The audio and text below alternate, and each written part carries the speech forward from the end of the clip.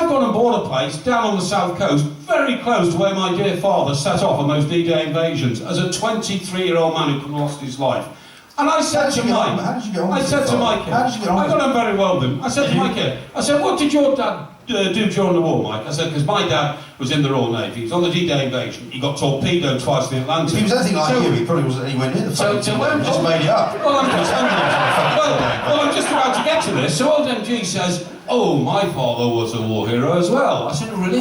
He said, yes. He said he flew in Lancaster bombers. I said, Lancaster bombers, fantastic. I said, what was he? He said, oh, he's a bomb aimer. He was the guy who A bomb aimer? A bomb aimer. Yeah, it's one of the most famous posts in the RAF. What would you like to do? Would you like to be a navigator? A bomb aimer. Would you like to so be he lay in the bottom. Aimer? Lay in the bottom of this Lancaster, and he had to aim and go on. So I said, well, that is a brilliant contribution to the Second World War. I suppose he was on missions over, you know, Hamburg, Dresden, Berlin, you name it, aiming bombs. And he said, a bomb aimer. And he said, no, actually, he wasn't. I said, oh, where was he aiming bombs?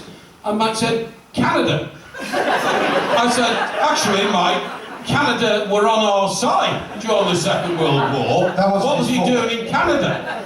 And he comes up with this ludicrous story that his father was actually training men to drop bombs, not dropping them himself in Canada. Imagine that, train people before they start dropping bombs on us. And then I said to him, who was he aiming to drop a bomb in Canada? A bunch of bleeding Mounties going over the bleeding mountains in Vancouver. Was that what you done? You have to train people to do stuff. You can't just put them in a plane and get them to like fire off and start bombing people. Your dad wasn't in the Second World War, was he? No, he wasn't. By the time he was trained, he wasn't in the Second World War. But he was in the RAF. Pushed off to Canada. Well, no. By the time he was probably trained, the war was over. You know, imagine that one, hey? Why are you picking on a guy who's dead anyway? I mean, you know, that's your favourite pastime, isn't it? But you can imagine that one. Every little He kid didn't drink himself. Every little kid of about 10 or 12 years of age comes home from school after listening about the history of the Second World War. Daddy, what did you do in the Second World War? Oh, I bombed the fuck out of Canada.